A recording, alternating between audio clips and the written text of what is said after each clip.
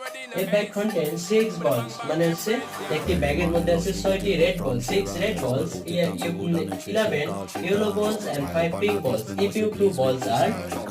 drawn to random, এখন বলছে if you যদি তুমি two balls are drawn, যদি তুমি দুইটা বল উঠাও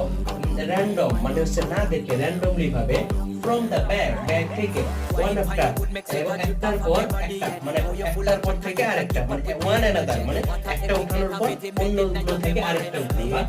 এখন সেটাই বলছে। তারপর প্রশ্ন বলছে আমাদের যেটা বের করতে হবে সেটা বলছে what is the probability that আমাদের কি probability কি সম্ভাবনা আছে that the first ball is red আমাদের প্রথম বলটা রেড হওয়ার সম্ভাবনা কতটুকু and second ball is yellow দ্বিতীয় বলটা কি বলছে দ্বিতীয় বলটা হলুদ হওয়ার সম্ভাবনা ইয়েলো হওয়ার সম্ভাবনা কতটুকু সেটা আবার বলছে কিন্তু একসাথে দুইটা two balls একসাথে দুইটা